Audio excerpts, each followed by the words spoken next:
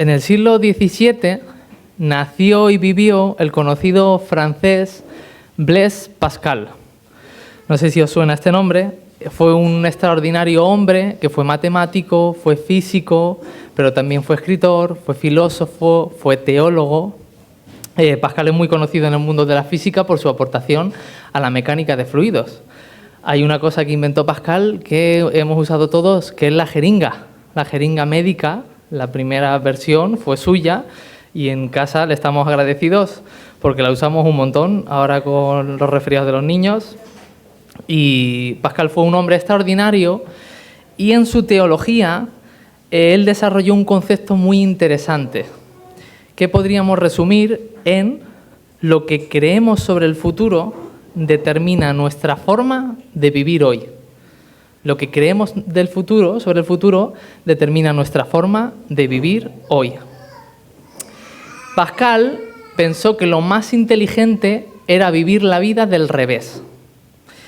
Uno debe tener claro cuál es la meta, qué es lo que le espera al final, hasta dónde quiere llegar, en quién quiere convertirse al final de su vida, y una vez tiene claro eso, debe diseñar su vida y vivir día a día conforme a lo que quiere llegar a ser. Podríamos resumirlo en que todos los viajes se planifican teniendo en mente el destino final. Uno debe tomar decisiones día a día que le acerquen más a donde quiere llegar. Podríamos preguntarnos hoy: ¿las decisiones que hemos tomado esta semana, los actos que hemos hecho esta semana, nos están acercando más a quien queremos llegar a ser? ¿Nos están acercando más a quien Dios nos ha dicho que somos? ¿Tú tienes seguridad de cuál es la meta? Lo que creemos sobre el futuro determina nuestra forma de vivir hoy.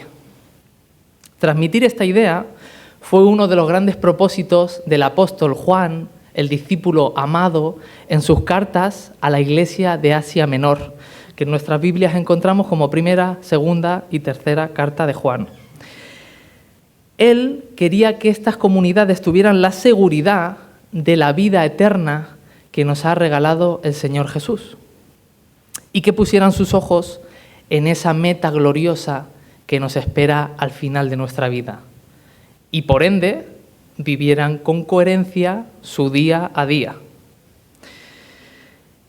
El Evangelio de Juan, como veremos, el Evangelio de Jesús, como veremos ahora después, no puede quedarse solo en agua, sino que tiene que llegar al agua y la sangre. Ahora veremos qué significa estas palabras tan enigmáticas de Juan. Vamos a conversar en los próximos minutos sobre este tema a través de primera carta de Juan, capítulo 5, versículos que van del 4 al 13. Aquí encontramos unos versos muy elocuentes y sugestivos del apóstol Juan que voy a leeros. Porque todo el que ha nacido de Dios vence al mundo. Esta es la victoria que vence al mundo, nuestra fe. ¿Quién es el que vence al mundo sino el que cree que Jesús es el Hijo de Dios? Este es el que vino mediante agua y sangre, Jesucristo. Y no solo vino mediante agua, sino mediante agua y sangre. El Espíritu es quien da testimonio de esto, porque el Espíritu es la verdad. 3 son los que dan testimonio, y los 3 están de acuerdo: el Espíritu, el agua y la sangre. Aceptamos el testimonio humano, pero el testimonio de Dios vale mucho más, precisamente porque es el testimonio de Dios que Él ha dado acerca de su Hijo. El que cree en el Hijo de Dios acepta este testimonio. El que no cree en Dios lo hace pasar por mentiroso, por no haber creído el testimonio que Dios ha dado acerca de su Hijo. Y el testimonio es este, que Dios nos ha dado vida eterna y esa vida está en su Hijo. El que tiene al Hijo tiene la vida. El que no tiene al Hijo de Dios no tiene la vida. Os escribo estas cosas a vosotros, que creéis en el nombre del Hijo de Dios, para que sepáis que tenéis vida eterna. Aquí hay un reverber que la gente de sonido, no sé, ¿me estáis escuchando bien, no? Vale. No me lo acerco mucho. Vale, así. Vale, gracias. Las cartas de Juan fueron escritas, como decía antes, a un conjunto de comunidades cristianas que estaban en Asia Menor. Era un grupo de iglesias. Juan era una autoridad, Juan era ya anciano y era una autoridad para todas estas iglesias. Estas iglesias estaban cerca de Éfeso, que según la tradición de los primeros padres de la iglesia, el apóstol Juan vivió en Éfeso los últimos años de su vida antes de ser exiliado a la isla de Patmos, donde escribió el Apocalipsis, y luego se dice que volvió a Éfeso y ya murió allí. Estas comunidades no estaban exentas de problemas. A lo largo de las cartas vemos una lista de conflictos que estaba enfrentando la iglesia de Asia Menor, y os voy a hacer una lista que vemos a lo largo de las 3 cartas. Había conflictos entre hermanos y falta de amor, en Primera de Juan capítulo 2. Existían conductas inmorales entre algunos miembros de las iglesias, lo encontramos en Primera de Juan capítulo 3. Luego en la tercera carta Juan nos comenta que hay hermanos que están negando la autoridad de los apóstoles, la autoridad de los líderes de las iglesias. Algunos creyentes han dejado de ser hospitalarios, también nos lo cuenta Juan en la tercera carta. Y en la primera carta también nos cuenta Juan que hay muchos que están saliendo y actuando como anticristos, enseñando una doctrina que es falsa y enseñando el Evangelio de Jesús a medias. En definitiva, aunque nos separan 2000 años, los problemas de la iglesia primitiva se parecen mucho a los grandes problemas que enfrenta la iglesia hoy. ¿Estamos de acuerdo? Hay conflictos entre hermanos, hay falta de amor, existen conductas inmorales, hay gente que no tiene por valor la autoridad que tienen los líderes y los obreros de las iglesias, hay creyentes que han dejado de ser hospitalarios y hay muchas falsas doctrinas que nos invitan a no creer en la obra de Dios en su totalidad, en la obra de Cristo en su totalidad. Estas luchas dentro de la vida cristiana, sumadas a los conflictos que ya tenemos en casa, que tenemos en nuestra vida personal, que tenemos en el trabajo, en las escuelas, estos conflictos, sumados a eso, nos lleva a un agotamiento, nos azota, hace que se desvanezca nuestra fe. Y, por ende, cuando nuestra fe se desvanece, dejamos de confiar en Jesús. En que Jesús tenga realmente una solución para nuestros problemas, en que Jesús realmente vaya a traer una solución a nuestras vidas y dejamos de creer en la obra del Evangelio. Cuando eso sucede, nuestras cargas son demasiado pesadas, tan pesadas que pareciera que nos van a vencer, que no hay ninguna salida ante estas situaciones. ¿Qué tiene Juan que decir ante esta situación a los creyentes de Asia Menor y a los creyentes a nosotros hoy? En el versículo 4 nos dice: todo el que ha nacido de Dios vence al mundo. Esta es la victoria que vence al mundo, nuestra fe. ¿Quién es el que vence al mundo sino el que cree que Jesús es el Hijo de Dios? Parece que para Juan hay victoria en Jesús ante nuestros problemas. A partir de aquí, del versículo 4 al 13, que son los que vamos a tratar, quiero que entendáis que Juan está dando por término una discusión que ya comenzó en el capítulo 4. En el capítulo 4 y al comienzo del capítulo 5 de Primera de Juan, Juan va a estar explicando que Dios, el amor a Dios, va unido, va inseparable del amor a los demás. Y esto es producto de la fe en Jesús. Cuando tenemos fe en Jesús, amamos a Dios, amamos a los demás y queremos obedecer los mandamientos de Dios. Esto es un uno, no puede separarse una cosa de otra. Lo vemos resumido en este mismo capítulo, en el capítulo 5, en el verso 1 y 2, Juan dice: todo el que cree que Jesús es el Cristo ha nacido de Dios, y todo el que ama al Padre ama también a sus hijos. Así, cuando amamos a Dios y cumplimos sus mandamientos, sabemos que amamos a los hijos de Dios. Este pensamiento en espiral de Juan se repite mucho. En las cartas de Juan, en el Evangelio de Juan, Juan tenía una forma de escribir en que sus ideas iban y venían una y otra vez sobre la misma idea central. Entonces va, viene, parece una espiral. Aquellos que amáis a Dios, entonces amáis a los hijos, y si amáis los mandamientos, amáis a Dios, amáis a sus hijos. Esto es algo común y lo vemos mucho en el Evangelio de Juan. Juan nos está diciendo que todos estos mandamientos, en el versículo 3, no son difíciles de cumplir, porque todo el que ha nacido de Dios vence al mundo. Esa es la victoria que vence al mundo, nuestra fe. Es decir, Juan les está diciendo, todos los conflictos que tenéis entre vosotros, la inmoralidad que tenéis en las iglesias, esas falsas doctrinas que devalúan el mensaje de Jesús, todo eso proviene de vuestra falta de fe, de vuestra confianza real en el Hijo de Dios, en que el Hijo de Dios vivió, murió y resucitó. ¿Quién es el que vence al mundo? Pregunta Juan en el versículo 5, sino el que cree que Jesús es el Hijo de Dios. Esta es una pregunta retórica. Sabemos la respuesta. Nadie. Nadie puede vencer al mundo si no es por medio de la victoria a la que nos invita Cristo. ¿Qué significa vencer al mundo? Por si alguien aún tiene una idea difusa de qué es esto y está pensando como algunos discípulos o seguidores de Jesús que pensaba que cuando Jesús decía vencer al mundo iba a acabar con el imperio romano o iba a acabar con algún tipo de imperio político. En el Evangelio, cuando hablamos de vencer al mundo, podemos verlo desde dos perspectivas. La victoria de la que nos hace partícipe Jesús sobre la muerte, sobre el pecado, sobre la maldad, todo eso hemos sido invitados a disfrutarlo con Cristo por medio de su muerte.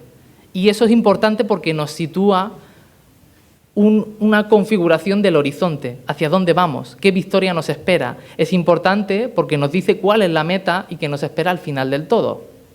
Pero también, cuando hablamos de vencer el mundo, hablamos de nuestro día a día, en clave de servicio, en clave de amor a los demás. Porque sin fe en Cristo, ninguno de nosotros podemos ver la maldad que está en nuestro mundo y aún así seguir amándolo y seguir sirviendo a las personas. Sin fe en Cristo, ninguno de nosotros podemos vivir la hostilidad, la oposición al Evangelio y aún así querer seguir predicando el Evangelio. Sin fe en Cristo, ninguno de nosotros podemos enfrentar la desesperanza que nos sobreviene en la vida, a veces por situaciones complicadas, por enfermedades, porque personas se van queridas. No podemos enfrentar todo eso y aún así seguir confiando en Dios. Entonces, la victoria a la que nos invita Dios por medio de la fe tiene su mira en el futuro, pero también tiene su aplicabilidad en el presente. ¿Hasta aquí bien? Sin fe en Jesús no podríamos mirar a la meta con esperanza en medio de los dramas de este mundo. Juan nos está diciendo a todos, hermanos, mantened la fe, confiad en Dios, confiad en que Cristo es el Hijo de Dios, en que Él es Señor de señores, Él es Señor de la luz, Él es vuestro Salvador. Confiad en esto. Esto nos lo dice Juan en el versículo 4 y 5. Esto es un primer bloque. Aquí Juan da la idea principal. La fe en el Hijo de Dios nos permite vencer al mundo. Del versículo 6 al 13, Juan va a argumentar por qué podemos confiar en esto. Encontramos esta segunda estructura y aquí vamos a encontrar también un pensamiento hilado que ahora vamos a intentar desenredar. En el versículo 6, Juan introduce tres conceptos tan poéticos como enigmáticos: el agua, la sangre y el espíritu. Este es el que vino mediante agua y sangre, Jesucristo. Y no solo mediante agua, sino mediante agua y sangre. El Espíritu es quien da testimonio de esto, porque el Espíritu es la verdad. Se ha debatido mucho por los teólogos a lo largo de los siglos qué significa el agua, la sangre y qué hace ahí el Espíritu. Por poneros dos ejemplos, aunque hay muchísimos. Juan Calvino se refería a ellos, al agua y la sangre, como un todo. Un evento que nos permite purificarnos, limpiarnos, y que lo vemos en la cruz, porque en la cruz Cristo sangró, pero también salió agua de su costado cuando le clavan la lanza. Entonces, de manera metafórica, Calvino entiende que ahí hay un proceso de purificación y eso significa en la carta de Juan el agua y la sangre. Hay otra escuela, otra tradición teológica de Ambrosio, Tertuliano, Agustino, estos padres de la Iglesia, que tienen otro punto de vista. Para ellos la sangre y el agua hace referencia a los sacramentos de la mesa del Señor, de la Eucaristía y del bautismo. Pero si hacemos una evaluación del griego, del original del texto, podemos ver que ellos, de alguna manera, están parcialmente equivocados. Primero, Calvino está equivocado porque trata el agua y la sangre como un uno. Y en sí mismo Juan quería que fueran elementos independientes asociados al Espíritu. De hecho, en el versículo 7 y 8 nos dice Juan, 3 son los que dan testimonio. Los 3 están de acuerdo, el Espíritu, el agua y la sangre. Por otro lado, la traducción de Agustino, Tertuliano, Ambrosio, aunque algo más acertados, también están equivocados porque se han olvidado de tener en cuenta el tercer elemento de la lista, que es el Espíritu Santo. Entonces, además, vemos en el versículo 6, que ya se me iba, que hay un verbo, que es que este es el que vino mediante agua y sangre. Es un verbo venir, llegar, ha entrado, que está en participio, en pasado, es una acción que ya ha finalizado, es un evento único. Entonces no puede ser, como ellos defendían, los sacramentos de la Eucaristía y del bautismo. No es una cosa que hagamos continuamente. El agua y la sangre es un evento único. Entonces, volvemos a leer el versículo, este es el que vino mediante agua y sangre, Jesucristo, no solo mediante agua, sino mediante agua y sangre. El Espíritu es quien da testimonio de esto, porque el Espíritu es la verdad. Nos volvemos a preguntar, ¿qué es el agua y la sangre para Juan? Estando el agua y la sangre tan vinculados como vemos en estos versículos al Espíritu Santo y a Jesucristo. Solo puede haber un significado posible. Entre el agua y la sangre está toda la obra preciosa de Jesús. El agua simboliza el momento único, preciso del bautismo de Jesús. Allá en el Jordán, donde Juan el Bautista bautiza a Jesús y donde está presente el Espíritu Santo. Como el mismo Juan el Bautista diría, vi al Espíritu que descendía del cielo como paloma y permaneció sobre él. El agua significa el comienzo de la obra de Jesús, el momento del bautismo. ¿Qué significa la sangre? La sangre simboliza la cruz. Allá donde Jesús consumó su ministerio, donde el mismo Señor dirá, todo está hecho. Allí también estaba el Espíritu Santo. Dice el autor de Hebreos, en el capítulo 9, versículo 14, Cristo se ofreció en la cruz mediante el Espíritu Santo. La cruz simboliza la finalización de la obra de Cristo en la tierra, la muerte en la cruz. Entre el agua y la sangre está toda la obra preciosa de Cristo. Entre el agua y la sangre está todo lo que tú y yo tenemos para decir hoy que somos salvos. La obra inmensa de justificación, expiación y perdón que nos permite acercarnos de nuevo al Padre, que nos promete la vida eterna, está entre el agua y la cruz. Esta es la obra que hace vencedores a aquellos que creen en Cristo.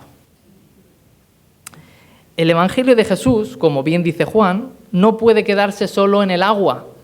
Necesita llegar a la sangre, necesita llegar a la cruz.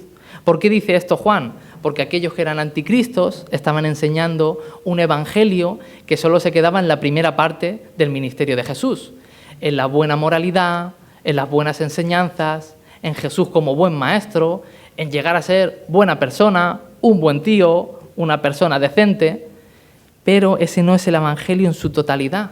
El evangelio en su totalidad tiene que llegar a la sangre. El evangelio debe darnos la seguridad de triunfo sobre la muerte.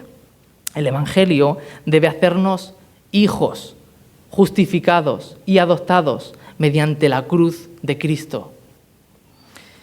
Si nos quedásemos solo en el agua, el Evangelio sería una filosofía más, un conjunto de ideas y una filosofía más sin poder para cambiar al ser humano. Por eso Juan tiene que corregir esto, porque los creyentes han dejado de confiar en que tenga poder el Evangelio, en que Dios mismo se hiciese hombre, muriese en la cruz y resucitase. De principio a fin vemos que en la obra de Cristo se encuentra el Espíritu Santo. Esto es muy importante porque puede dar testimonio de todas estas cosas que han sucedido a aquellos que no estaban allí. El Espíritu es quien da testimonio de esto, dice Juan en el versículo 6, porque el Espíritu es la verdad. 3 son los que dan testimonio y los 3 están de acuerdo, el Espíritu, el agua y la sangre. Aceptamos el testimonio humano, pero el testimonio de Dios vale mucho más, precisamente porque es el testimonio de Dios que Él ha dado acerca de su Hijo. Jesús mismo enfatizó la importancia que debemos darle al Espíritu Santo. No sé si recordáis en Juan capítulo 14, en el versículo 26, cuando Jesús anuncia su partida, Él les dice que estén tranquilos, que el Consolador, el Espíritu Santo, a quien el Padre enviará en mi nombre, les enseñará todas las cosas y les hará recordar todo lo que he dicho. Por otro lado, Juan quiere darnos una idea más profunda del Espíritu Santo. No es solo una persona que es testigo de la obra de Cristo, no es solo una persona que puede recordarnos las palabras de Cristo, que puede guiarnos incluso en nuestras lecturas bíblicas, que nos da inspiración, que nos permite revelar qué hay en las Escrituras. No es solo eso, sino que Juan quiere decirnos, el Espíritu Santo es de la misma naturaleza que Dios. En el versículo 6 dice Juan, el Espíritu es quien da testimonio de esto, porque el Espíritu es la verdad.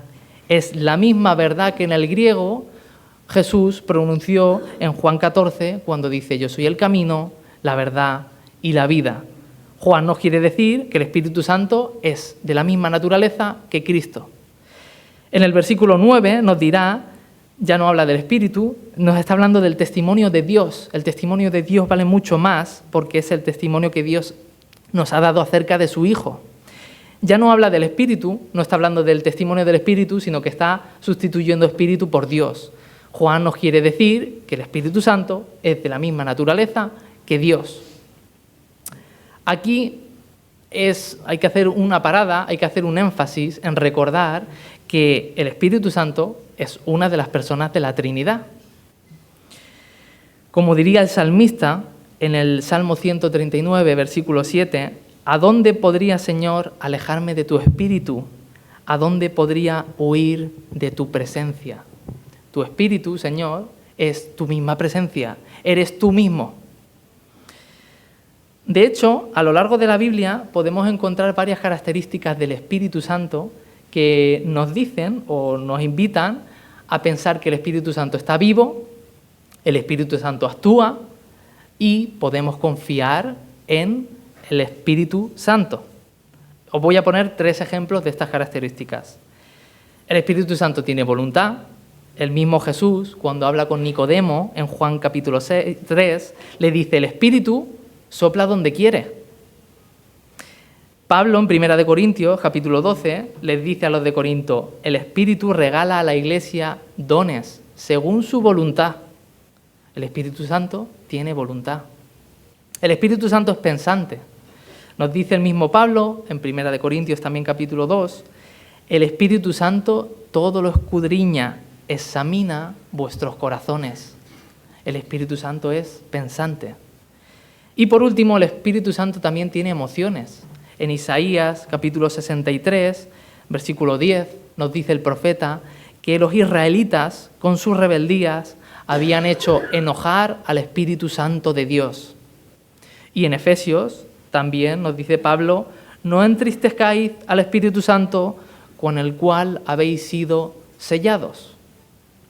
En el Espíritu Santo encontramos características de que es una persona más de la Trinidad, de que tiene voluntad, de que es pensante, de que siente y por lo tanto podemos confiar en el Espíritu Santo. Podemos confiar en su guía, podemos confiar en su consejo, podemos confiar en su restauración y su testimonio también es válido. Continuamos en el versículo 9. Aquí Juan va a hacer un alto y va a decir: aceptamos el testimonio humano, pero el testimonio de Dios vale mucho más, precisamente porque es el testimonio de Dios que Él ha dado acerca de su Hijo. Juan está dando por supuesto que estas comunidades confían en el testimonio humano. ¿A qué testimonio está haciendo referencia Juan? Está haciendo referencia al testimonio apostólico, al mensaje del Evangelio que los apóstoles han llevado a todas las iglesias, no solo a Asia, sino a otros puntos cercanos a Jerusalén. Están expandiendo el Evangelio y esto es por medio del testimonio de aquellos que presenciaron la obra de Jesús. El mismo Juan, al principio de esta carta, la primera carta en el capítulo 1, versículo 1, 2, 3 y 4, él se presenta como testigo ocular de las cosas que ha hecho Jesús. Juan escribe: lo que ha sido desde el principio, lo que hemos oído, lo que hemos visto con nuestros propios ojos, lo que hemos contemplado, lo que hemos tocado con las manos. Esto os anunciamos respecto al Verbo que es vida. Esta vida se manifestó, nosotros la hemos visto, damos testimonio de ella y os anunciamos a vosotros la vida eterna que estaba con el Padre y que se nos ha manifestado. Os anunciamos lo que hemos visto y oído para que también vosotros tengáis comunión con nosotros. Y nuestra comunión es con el Padre y con el Hijo Jesucristo. Os escribimos estas cosas para nuestra alegría, para que nuestra alegría sea completa. Y de alguna manera, cuando leemos esto y reflexionamos, todos aquí confiamos de alguna manera en el testimonio de aquellos que presenciaron la obra de Jesús. Todos aquí hemos leído la Biblia en una primera ocasión, hemos leído los evangelios, los 4 evangelios, hemos leído acerca de la vida de Jesús que presenciaron aquellas personas y hemos dado un primer paso de fe en confiar en ellos. Pero Juan nos dice: el testimonio de Dios vale mucho más. Confiáis en el humano, habéis dado un primer paso de fe, pero después, todos aquí quiero creer que hemos experimentado el testimonio del Espíritu Santo, ese nuevo nacimiento, ese sentir que el Espíritu Santo actúa, ese sentir que Dios está vivo. Esto es importante porque el testimonio del Espíritu Santo no solo se queda en la obra de Cristo, sino que es el testimonio más clarividente que tiene la Iglesia a día de hoy de que Dios sigue vivo, porque las personas siguen conociendo a Dios, las personas siguen naciendo de nuevo en Jesús, las personas siguen renovando su espiritualidad y siguen sanando y transformando su vida. El Espíritu Santo continúa vivo. Es algo así como lo que Pablo les escribe a los Efesios en el capítulo 1, versículo 13. Pablo escribe: cuando vosotros oísteis el mensaje de la verdad, el evangelio que os trajo la salvación, y lo creísteis, fuisteis marcados con el sello que es el Espíritu Santo prometido. Por eso mismo Juan, en el versículo 10, nos dice, de la primera carta de Juan, capítulo 5, el que cree en el Hijo de Dios tiene el testimonio en sí mismo. Cuando uno cree en Dios, cuando uno es sellado por el Espíritu Santo, dentro de sí tiene la experiencia espiritual, no racional, pero espiritual y real, de que Dios sigue vivo, de que algo ha pasado ahí, de que ha sentido un nacimiento.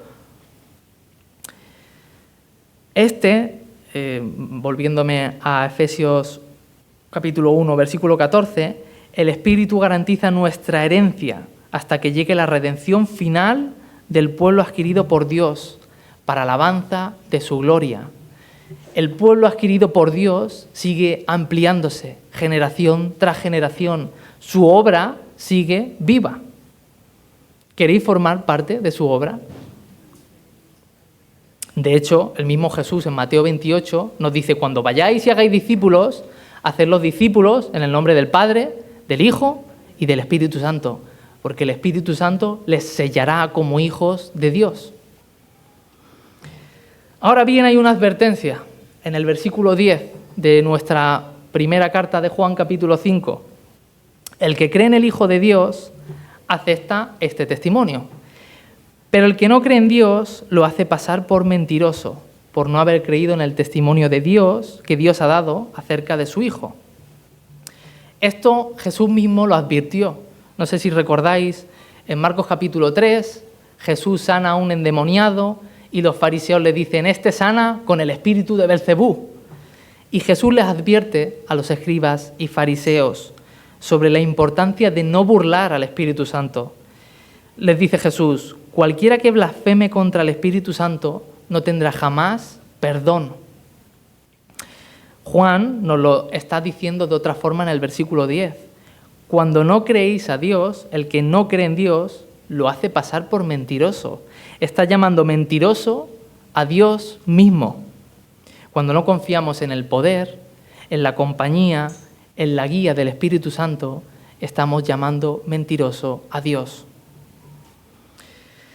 Es una estructura muy parecida que Juan usa en la misma carta, en la primera carta, pero en el capítulo 1, versículo 10, les dice, si afirmáis que no tenéis pecado, lo que estáis haciendo es pasar por mentiroso a Dios y su palabra no habita en vosotros.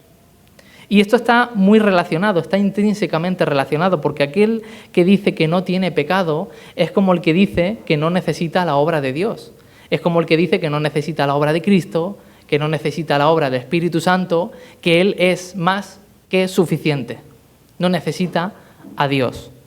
Por eso Juan les dice, si no creéis en el testimonio del Espíritu, estáis llamando mentiroso a Dios. ¿Alguien aquí no necesita la obra de Dios?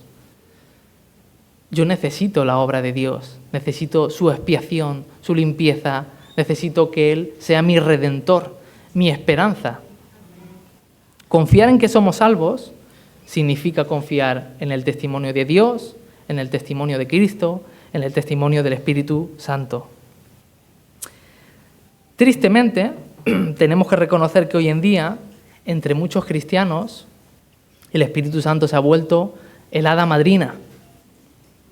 Es como una leyenda, un ente que ha actuado a veces en el Antiguo Testamento, pero nos cuesta mucho creer que el Espíritu Santo nos pueda ayudar a nosotros hoy. ¿Esto es así para vosotros? Durante esta semana, ¿cuántas veces habéis confiado vuestros problemas al Espíritu Santo?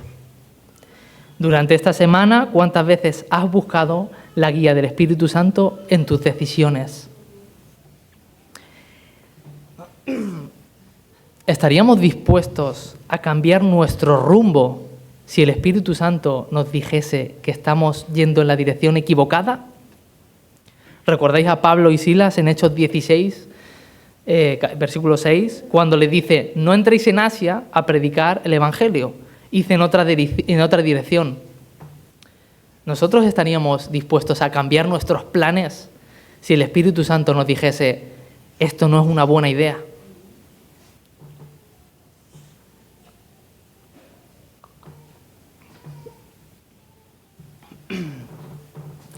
En ocasiones queremos sostener todo sobre nuestros hombros y muy difícilmente creemos que las cosas se vayan a solucionar si no es de la forma que nosotros creemos que se van a solucionar.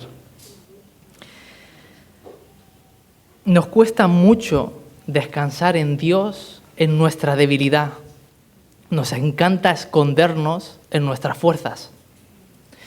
Pablo, en Romanos 8, versículo 26, nos dice algo increíble. 8:26 Romanos. En nuestra debilidad el Espíritu acude a ayudarnos. No sabemos qué decir, pero el Espíritu mismo intercede por nosotros con gemidos que no pueden expresarse con palabras.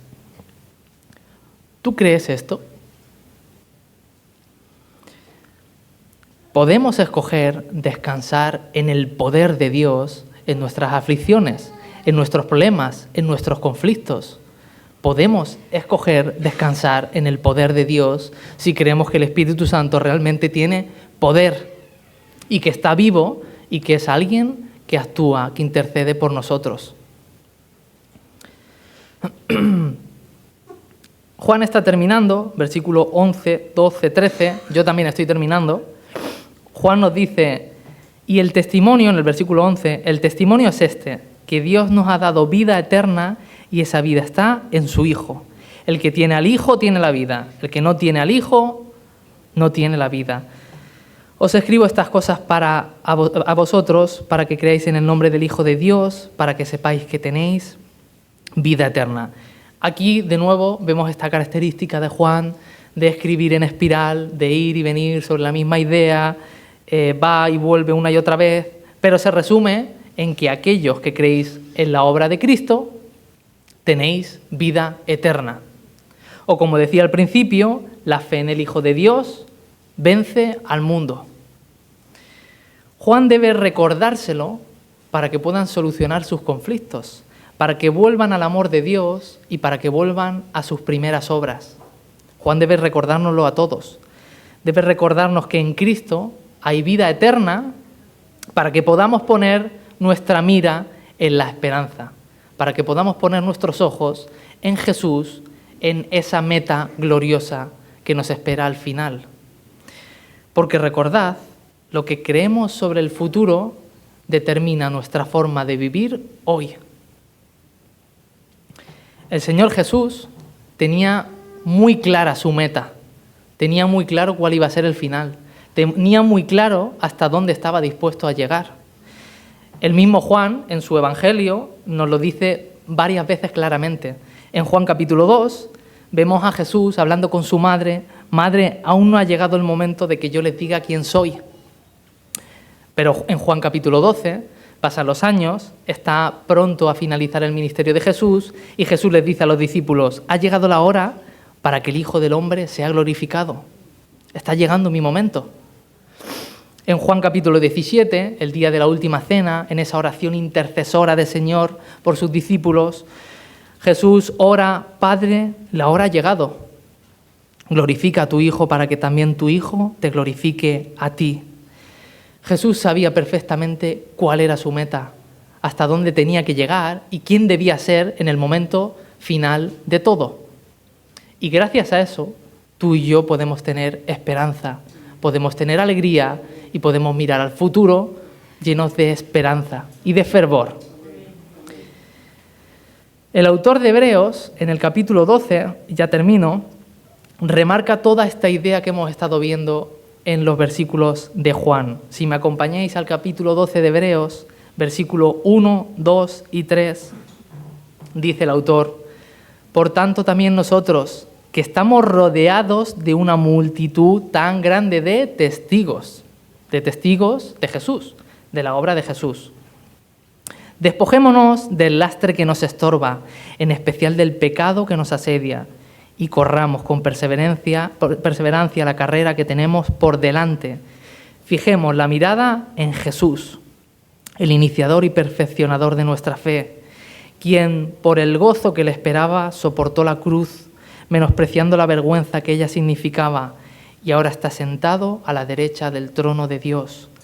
Así pues, considerad a aquel que perseveró frente a tanta oposición por parte de los pecadores, para que no os canséis ni perdáis el ánimo. Cuando estéis cansados, cargados, desanimados, vencidos, penséis que no hay solución para nuestros problemas o para el problema que tienes en particular, demos lugar en nuestro corazón para el Espíritu Santo. Demos lugar en nuestro corazón a que el Espíritu Santo nos llene de fervor, nos llene de aliento, nos recuerde de nuevo la obra pasional de Jesús en la cruz por nuestra vida. Pongamos nuestros ojos sobre el amado, ansiada meta de nuestra alma. Pongamos nuestros ojos en Jesús para finalizar de forma fiel esta carrera de la fe. Oremos. Señor, a veces el camino es difícil, en ocasiones las dificultades nos aprisionan los pies, en ocasiones dudamos, nos cuesta recordar quiénes somos para ti. Ayúdanos a sabernos hijos tuyos, a ser sensibles a tu espíritu. Ayúdanos a amarte, a amar tus mandamientos, a amar a los de nuestro alrededor. Ayúdanos a vencer al mundo con amor, con el amor que nos enseñó nuestro Señor. Amén.